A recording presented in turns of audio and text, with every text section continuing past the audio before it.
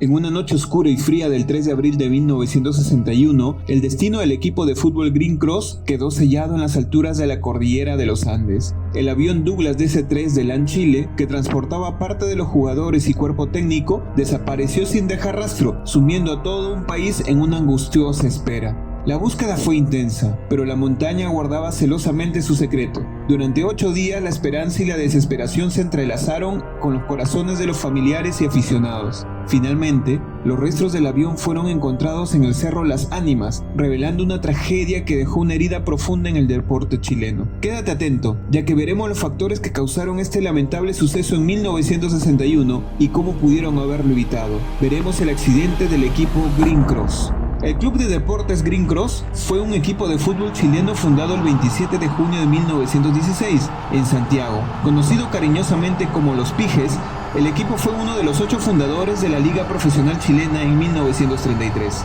Fueron campeones de la Primera División en 1945, campeones en Segunda División de Chile en los años 1960 y 1963. El club también tuvo otras ramas deportivas, incluyendo baloncesto, ciclismo y waterpolo. El equipo estaba en buena forma, habiendo ganado la Segunda División de Chile en 1960, lo que les permitió acceder a la Primera División. Este logro había llenado de esperanzas y entusiasmo a los jugadores y a sus seguidores. El Green Cross jugaba un partido contra el Osorno el 1 de abril. Ese encuentro formaba parte de su calendario de la temporada. Sin embargo, fueron derrotados por 1-0. Con los ánimos bajoneados, deciden regresar a Chile.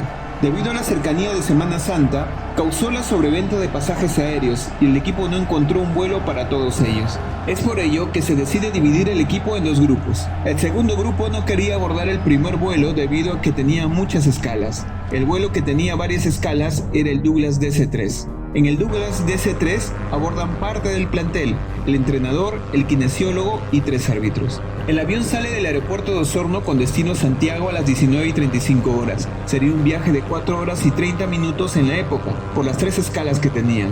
Pasarían por Chillán y Concepción. Siendo las 23:57 horas, aparentemente todo parecía transcurrir de manera normal. Sin previo aviso, la señal del Douglas DC-3 desaparece de los radares. Nadie podía explicarse el motivo. No hubo llamadas de emergencia, alertas de algún peligro. Los operadores de la torre de control estaban desconcertados tratando de comunicarse con el vuelo, pero sin respuesta. Su último contacto daba su ubicación. Era un contacto de rutina y volaba sobre la región de Maule. Al seguir sin comunicación, activan los protocolos y empiezan los esfuerzos de búsqueda, con patrullajes aéreos y terrestres, donde su punto de referencia era la última ubicación del avión. Debido a la ubicación del lugar, no encontraron ningún rastro los primeros días. Todos estaban expectantes de alguna señal de auxilio que pudiera dar la ubicación de esta misteriosa desaparición. Se tenían esperanzas que hubiesen sobrevivientes. 8 días después de intensa búsqueda, dieron los primeros frutos. Desde el aire, el capitán Sergio Riesle, desde un vuelo LAN, comunicó que habían visto restos del avión perdido. Los restos se ubicaban a 2.000 o 3.000 pies de altura. Se notaba un ala y parte del fuselaje. Aparentemente, el Douglas DC-3 había chocado con la ladera noreste del Cerro Las Ánimas, en el cordón montañoso del Nevado de Longaví, ubicado frente a la ciudad de Linares. Por la ubicación de los restos, el avión después de estrellarse se incendió, por lo que se presumió que todos los ocupantes habían fallecido. En el trágico accidente fallecieron 24 personas, 4 de ellas miembros de la tripulación y 16 integrantes del equipo de Green Cross, siendo rescatados los 24 cuerpos, aunque esto causaría una polémica años posteriores. Ya veremos este punto más adelante. Las causas de la tragedia nunca se supieron. En esos tiempos no se solía tener cajas negras como los aviones modernos de ahora. La tragedia quedó secretamente oculto entre los pilotos y pasajeros que vivieron este trágico accidente. Las investigaciones finales sugieren 3 posibles causas.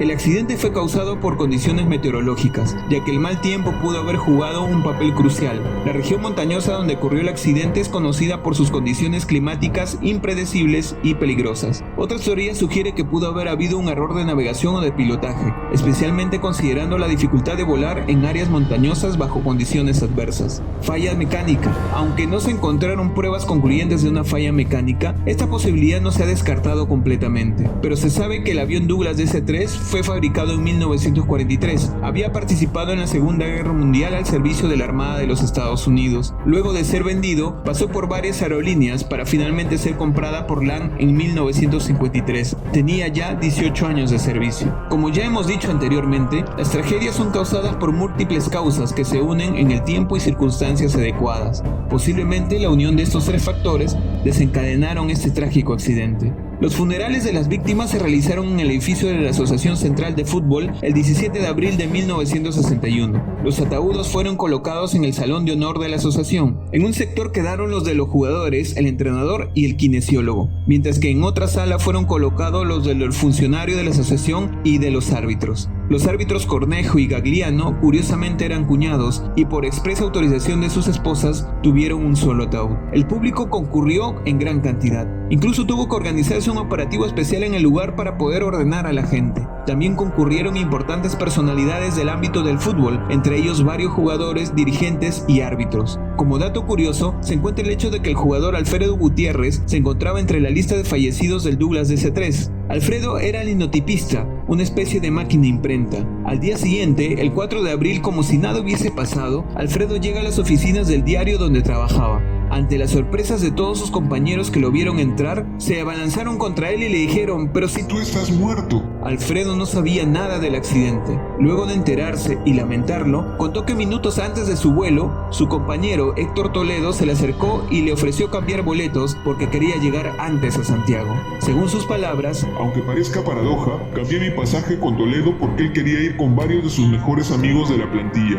Había la posibilidad de tomar un vuelo algo más cómodo unos minutos después, pues tenía una sola escala». Al llegar a Santiago, se fue a casa a descansar porque debía entrar en el trabajo temprano el día siguiente.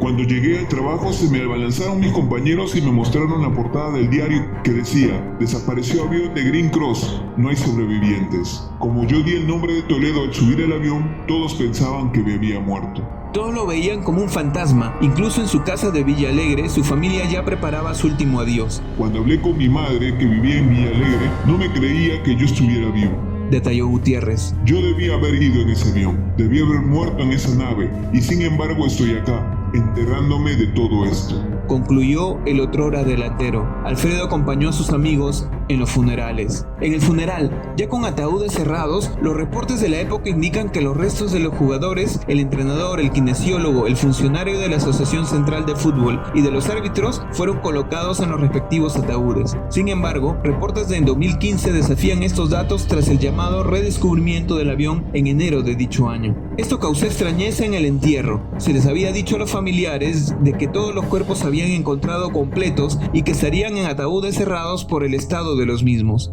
A finales de enero de 2015, y tras dos expediciones realizadas en 2014, los montañistas Leonardo Albornoz y Lower López, quienes encabezaron un grupo de 9 personas, realizaron una expedición terrestre de 5 días que finalizó en el hallazgo del avión Lang modelo Douglas DC-3, protagonista del fatal accidente. Según indicaron los montañistas, el avión se encontraba en realidad a más de 3.200 metros de altura. Se conservaba gran parte del fuselaje e incluso se encontraban aún restos óseos y material del avión esparcido en el lugar. Se reservaron las coordenadas para evitar saqueos o circuitos turísticos al lugar, distinto al que siempre se había mencionado, por lo cual este accidente no habría ocurrido en el Cerro Las Ánimas. Además, indicaron que en el lugar era de difícil acceso, pues debieron cruzar varios predios particulares, lagunas, ríos, cerros y quebradas. Como parte de honrar la memoria de los jugadores perdidos, cabe señalar que la edición de la Copa de Chile de 1961, que fue ganada por Santiago Wanderers, se llamó Copa Green Cross. El accidente del Green Cross dejó una marca imborrable en la historia del fútbol chileno y en los corazones de quienes vivieron esa tragedia. Los jugadores y el entrenador y los árbitros que viajaban en ese vuelo se convirtieron en leyenda, inmortalizados no solo por su talento en el campo, sino también por la tragedia que les arrebató tan prematuramente. El Green Cross sigue volando en la memoria de los aficionados, en los relatos de los abuelos a sus nietos y en cada rincón donde el fútbol chileno es celebrado. Es un vuelo eterno, lleno de nostalgia y de un profundo respeto por aquellos que partieron demasiado pronto. ¿Qué crees que causó el accidente del Douglas DC-3 aquella noche? Déjanos tu opinión en los comentarios. Suscríbete a nuestro canal para ver más videos como estos.